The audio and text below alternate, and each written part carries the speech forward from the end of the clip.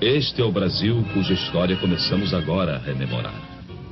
Foi este país gigante, este Brasil de dimensões continentais, o cenário dos fatos que vamos iniciar neste momento.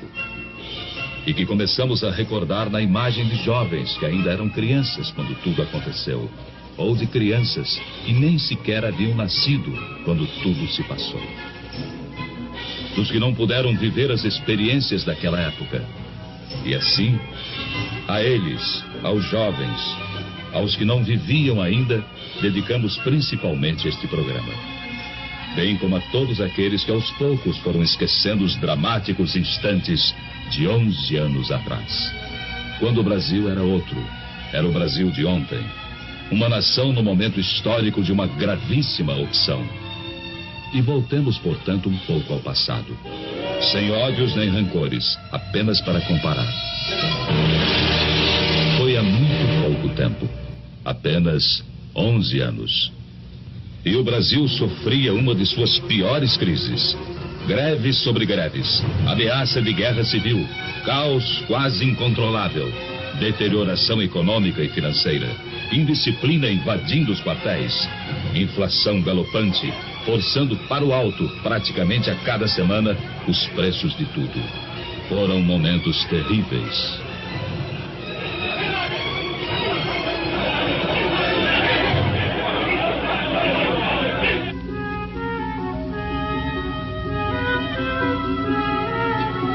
Naquela época, você podia ler a manchete de que era pedida a falência do Banco do Brasil. Eis uma daquelas manchetes. Hoje parece humor negro, diante desse gigante que é o Banco do Brasil, já se afirmando no mundo inteiro. Mas aconteceu. Os jovens de hoje, é certo, não se lembram disso. Eram crianças naquele tempo. Tempo de incertezas. O mundo num de seus melhores períodos de prosperidade. E o Brasil, uma triste presença entre as exceções. Apontado como devedor difícil, de chapéu na mão, mendigando apoio. Pedindo o reparcelamento de compromissos financeiros vencidos. Em situação de quase insolvência. E visto por sua importância no continente como um barril de pólvora, cuja explosão levaria também o caos às nações vizinhas. O Brasil é um país enfermo, dizia-se lá fora. Será uma nova Indochina. O gigante está de joelhos. Essa é a opinião corrente. Fazendo ainda mais triste a nossa imagem pelo mundo afora. Pois o que se dizia no exterior apenas retratava nossa real situação, sem saber como seria o dia de amanhã. Ao sabor de sucessivas crises, mergulhados num cotidiano de boataria e de incertezas. Foram tempos difíceis. Você se lembra? Você, chefe de família. Você que não era criança há 11 anos atrás. Vocês que viveram aquele tempo. Vocês se lembram? Ultimatos ao Congresso. Agitações de rua, insegurança, ameaças aos jornais, agravamento da crise econômica e financeira. Já então, total descontrole inflacionário. E tamanha desorganização, tamanho caos, em tudo deixava sua marca. A produção se desarticulava. Faltavam gêneros de primeira necessidade. Pedíamos de joelhos aos credores que esperassem por nós. Havia greves ao menor pretexto, filas para tudo. E, em última análise, quem sofria era o povo, que era levado às ruas para pedir, talvez nem ele mesmo soubesse o quê. Perplexo, sem ter para quem apelar. À espera de uma solução, fosse qual fosse, e por pior que fosse, melhor seria do que solução nenhuma. Pois aos poucos, o país ia resvalando para o impasse final.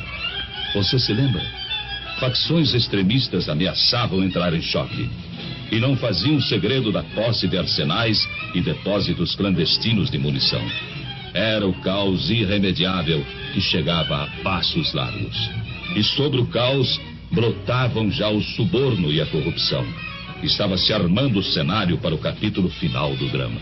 Um drama de consequências imprevisíveis e que ninguém na época poderia dizer ao certo como iria terminar. pelegos, agitadores, bajuladores e adesistas, aventureiros, e por trás deles o comando vermelho dos comunistas. E até gente séria, idealista, mas iludida. Havia de tudo. Havia de tudo naquele imenso caldeirão fervente em que se transformava o Brasil. Você se lembra? Não se sabia ao certo quem estava mesmo à frente do país, quem dirigia os destinos da nação. Por isso, não podia haver comando, nem disciplina, nem ordem e nem progresso. E muitos donos se diziam os verdadeiros donos da situação. Foi há 11 anos atrás. Há apenas 11 anos. E hoje, ao documentar aquele passado ainda recente, uma pergunta chega a se impor.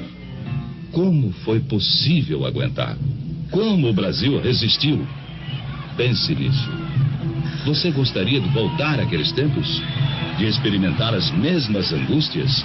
De sentir as mesmas incertezas e inseguranças? De voltar ao Brasil de ontem? De ler as mesmas manchetes e ver os mesmos espetáculos? A resposta fica com a consciência de cada um, com a responsabilidade que todos têm diante de si mesmos e diante de todos os demais brasileiros. Março 1964. O drama brasileiro chegava ao auge. A indisciplina e a desordem acabaram por entrar nos quartéis. Desmoronava o princípio da hierarquia. E então via-se o país ameaçado de perder seu último ponto de apoio efetivo na manutenção da ordem pública. Dali em diante, nada mais que o caos absoluto, a desordem total, a violência sem freios nem medidas. E a todos se evidenciou que o Brasil caminhava para o pior. Caminhava para a guerra civil de consequências imprevisíveis. Foi há apenas 11 anos atrás. O peso do medo e da angústia já era insuportável. Falava-se em matar, em fuzilar, em destruir. A união de pelegos e comunistas afiava suas armas. E tudo indicava que nos próximos dias, ou nas próximas horas, brasileiros se lançariam contra brasileiros. No norte, no nordeste, no sul, nas cidades, no campo, em toda parte. Você se lembra?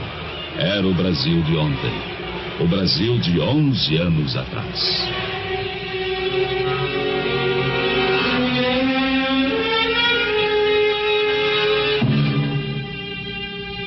Foi no último instante, quase no momento derradeiro. E quando o país estava à beira da guerra civil, quase em pleno caos, alguma coisa aconteceu. Era impossível continuar suportando tantos desmandos, tanta incompetência, tamanha anarquia. E o clamor de vozes conscientes encontrou eco em soluções inadiáveis. E as Forças Armadas, elas próprias, mais do que ameaçadas, foram chamadas, praticamente intimadas, a cumprir a missão que o momento lhes impunha. Restabelecendo a ordem e livrando o país dos trapos vermelhos que ameaçavam sufocá-lo.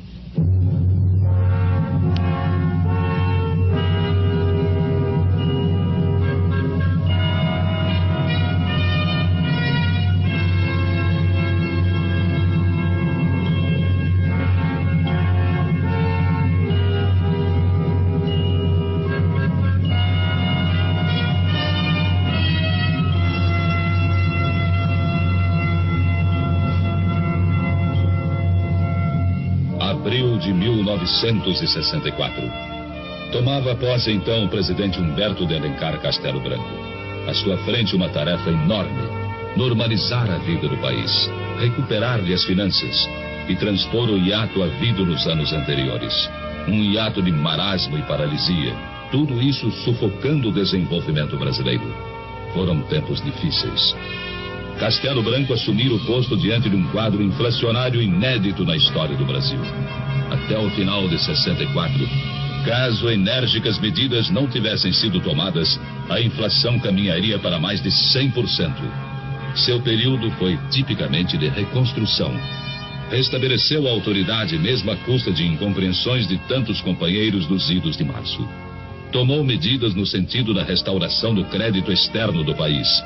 Lançou as bases do sistema de planejamentos globais em âmbito nacional e iniciou a retomada do progresso em seu governo. criou-se o BNH, o Banco Nacional da Habitação. Era a ótica do desenvolvimento também no campo social sendo instaurada então. Defeituosa ainda, mas semente de um grande ideal popular. Nos últimos 10 anos, o BNH financiou cerca de 1 milhão de residências. Antes de sua criação, diversos governos haviam levado quase 30 anos para financiar pouco mais de 100 mil unidades residenciais.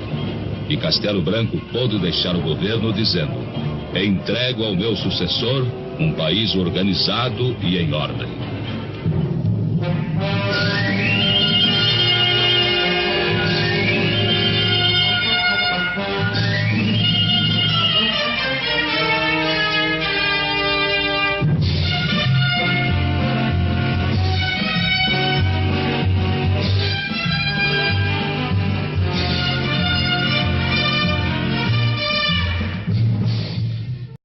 Não houve um retrocesso na democracia? Não. Que retrocesso? Coisa nenhuma. Que retrocesso? É constitucional.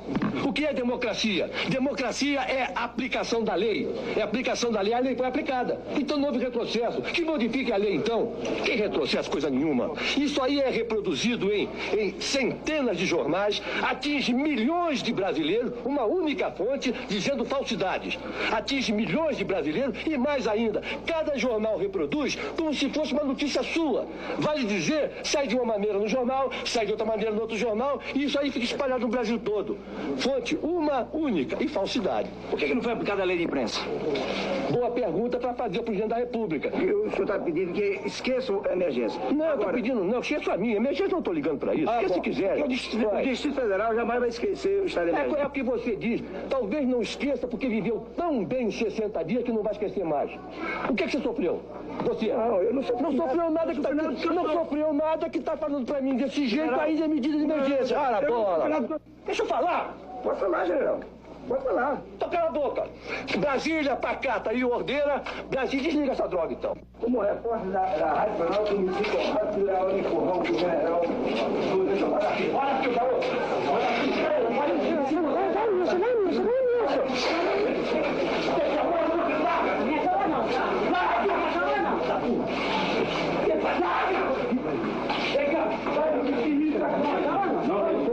Essa mão, tá?